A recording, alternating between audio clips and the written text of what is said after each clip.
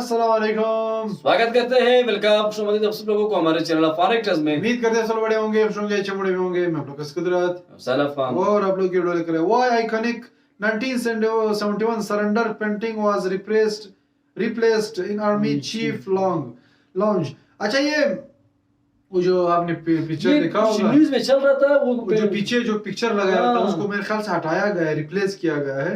तो ये क्यों किया गया है, इस पर वीडियो है, देखते हैं क्या सीन है, क्या हुआ है, वजह क्या हो सकती है। इस पर वीडियो है, इस पर हमारे चैनल मोटर को जरूर सब्सक्राइब कीजिए, साथ में जो बेल आइकन है उसे भी दबा लाइक दीजिए। जरूर करें। अगर मैं सोशल सब फॉलो नहीं किया तो प्लीज फॉलो ऑन इंस्टाग्राम, आप लोग को लिंक डिस्क्रिप्शन में मिल जाएगा, आप लोग चेक कर सकते हैं। Let's start. Okay, started. क्या सीन है वैसे।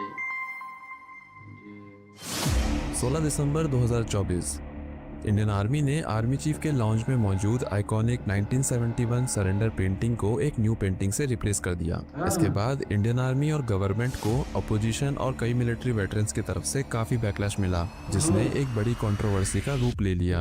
आज सेना के हेडक्वार्टर्स में से वो तस्वीर उतारी गई है जिसमें पाकिस्तान की सेना आत्मसमर्पण कर रही है हिंदुस्तान भारत की सेना के सामने।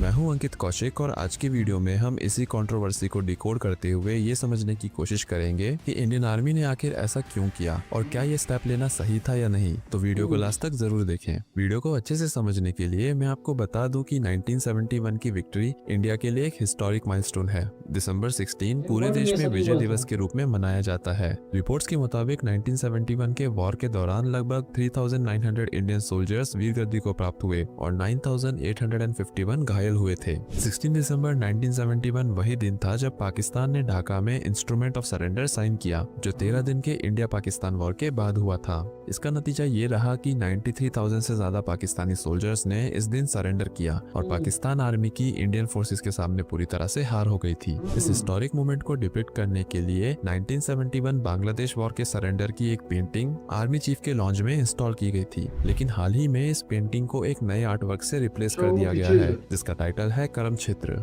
यानी फील्ड ऑफ डीड्स। कंट्रोवर्सी के बीच 16 दिसंबर को यानी विजय दिवस के दिन इस पेंटिंग को रिलोकेट करके मानेकशा सेंटर दिल्ली कैंटोनमेंट में chief of army staff general Upendra Dwivedi और उनकी वाइफ सुनीता द्विवेदी द्वारा शिफ्ट कर दिया गया। एक तरफ जहां अपोजिशन और 1971 वॉर के ईस्टर्न और वेस्टर्न फ्रंट में शामिल कुछ वॉर वेटरन्स इस पेंटिंग के रिलोकेशन का विरोध कर रहे हैं, वहीं दूसरी तरफ इंडियन आर्मी ने अपने इस डिसीजन के पीछे एक स्ट्रॉन्ग रीजन दिया है। फॉर्मर नदन कमांडर ने अपने ऑब्जेक्शन को एक्सप्रेस करते हुए कहा, the painting symbolizing India's first major military victory in 1000 years and also first as a united nation in 1971 has been removed by a hierarchy which believes that the mythology, religion and distinct fragmented feudal past will inspire future victories। लेकिन Indian army ने अपने stand को justify करते हुए कहा, ये painting Indian arm forces की एक बड़ी मिलिट्री विक्ट्री और भारत के जस्टिस और ह्यूमैनिटी के प्रति कमिटमेंट का एक प्रतीक है।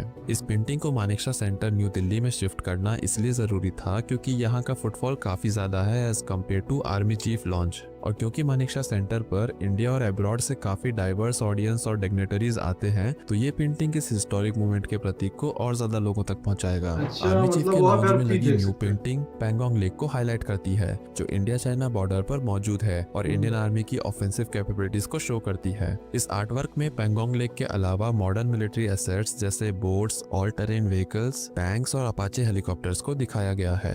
साथ ही माइथोलॉजिकल फिगर्स जैसे चाणक्य और महाभारत के लॉर्ड कृष्णा को अर्जुन के चैरियट को गाइड करते हुए डिपिक्ट किया गया है।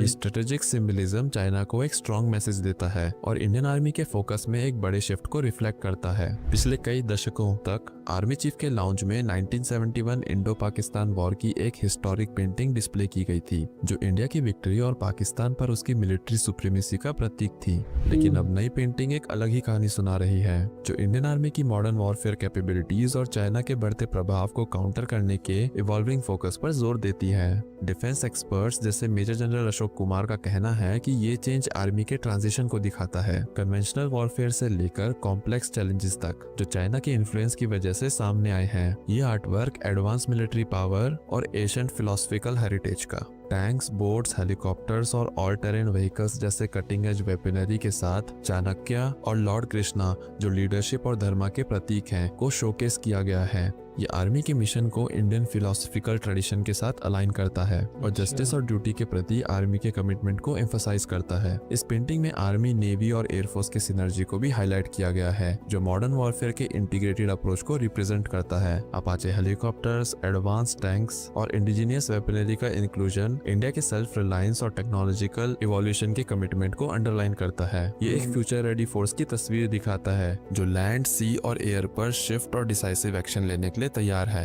इस आर्टवर्क का एक डीपर मैसेज है। अगर चाइना सुन्जू की आर्ट ऑफ वॉर को अपनाया हुआ है, तो इंडिया के पास चाणक्य की स्ट्रेटजीज और भगवत गीता के टेक्निक्स हैं, जो एडवांस टेक्नोलॉजी के साथ एक पावरफुल कॉम्बिनेशन बनता है। आर्मी चीफ के लाउंज में ये चेंज सिर्फ एक एस्थेटिक अपडेट नहीं है, बल्कि एक डिसाइसिव शिफ्ट को सिग्निफाई करता है। ये आर्मी के नए फोकस और प्रायोरिटीज को रिप्रेजेंट करता है, जो है इमर्जिंग थ्रेट्स, खासकर चाइना के प्रभाव को काउंटर करते हुए इंडिया की सोवरेनिटी को सिक्योर करना और उसकी स्ट्रेंथ को ग्लोबल स्टेज पर असर्ट करना। इंडियन आर्मी के लिए हर इमेज एक मैसेज डिलीवर करती है एंड ये पेंटिंग एक नई सोच और विजन का प्रतीक है। ये पास्ट विक्ट्रीज को सेलिब्रेट करते हुए फ्यूचर चैलेंजेस के लिए रेडी होने का संकल्प दिखाती है। तो दोस्तों, ये थी आर्मी चीफ के लाउंज में लगी न्यू इमेज की सिग्निफिकेंस। अब इंडियन आर्मी द्वारा 1971 वॉर की आइकॉनिक पेंटिंग को रिलोकेट करना और एक न्यू पेंटिंग को इंस्टॉल करने का डिसीजन सही था या नहीं, इसका फैसला आपके ऊपर है। आप अपने थॉट्स नीचे कमेंट सेक्शन में जरूर शेयर करें। मिलते हैं अगली वीडियो में एक नए और इंटरेस्टिंग टॉपिक के साथ। जय हिंद।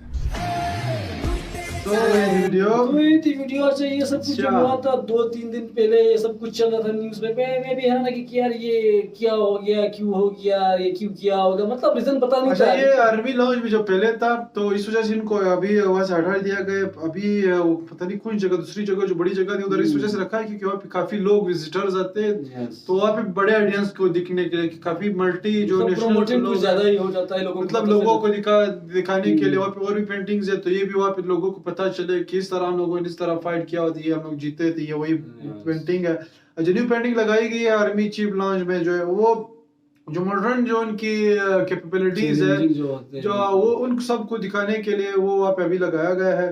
तो डेफिनेटली अभी इंडियन आर्मी को अपने काम का खुद अच्छे से पता होता है कि क्या करना है क्या नहीं करना है।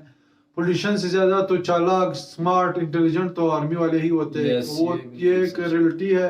अब अगर पॉलिटिशियंस को क्रिटिसाइज कर रहे हैं तो उनको ये पता नहीं कि असल वजह क्या है।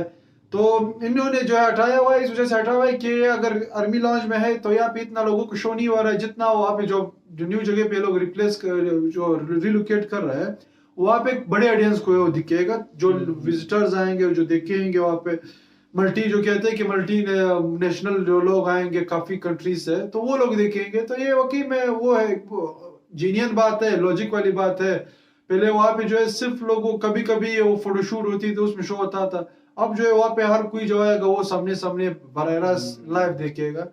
तो ये एक बात है, इसमें कोई ऐसी तो बड़ी हिस्ट्री बात है। तो ऐसा नहीं है कि आज, यार मुझे तो ऐसा लगता है कि आजकल जो आज की जनरेशन है, जो हम और आप भाई, इनको तो आजकल सब कुछ पता होता है क्योंकि मोबाइल आ गया और आपको मतलब सेकंडों में सब कुछ बता देता है और लोग सर्च भी कर रहे हैं, उनको पता होता है। नहीं, वो मतलब ये है कुछ की वो है, जरूरत भी लेकिन नहीं है। बाहर की जो कंट्रीज उनको इतना नहीं पता है चीजों की, दे डोंट केयर। यूरोप वाले, ये यूएस वाले, इनको इन चीजों के बारे इतने वो नहीं पड़ी। मिडिल ईस्ट वालों को इतनी नहीं पड़ी। सिर्फ सब कंटिनेंट में जो है इनको जो है इनके बारे में पता होता है। तो ये अब अगर वहाँ पे जो है बाहर की कंट्रीज वाले आएंगे, इस पेंटिंग को देखेंगे तो डेफिनेटली उनको थोड़ा सा पता चलेगा ये जो है फाइट हुआ था, इस तरह कुछ हुआ था, क्या सीन चल रहा है। तो ये वाकई में एक लॉजिक वाली बात है। अगर आर्मी ने चेंज किया हुआ है, अपने काम को, जो आर्मी वाले अपने काम को सही तरह समझते हैं, वो काफी डिसिप्लिन के साथ, काफी बहुत ज्यादा क्लेवर माइंडेड लोग है वो। तो उन्होंने अगर किया हुआ है तो इसमें लोगों को जो है कोई वो नहीं निकालना चाहिए, क्रिटिसाइज नहीं करना चाहिए। जो पॉलिटिशियंस को तो यही चाहिए भाई, वो क्रिटिसाइज करने लग जाते हैं। बाकी अगर पसंद आए तो प्लीज साथ में जो बेल आइकन है उसे भी दबा दूसरा करें, तब तक सब मिल रहे हैं। सो अभी के लिए इतना ही। अल्लाह हाफिज़।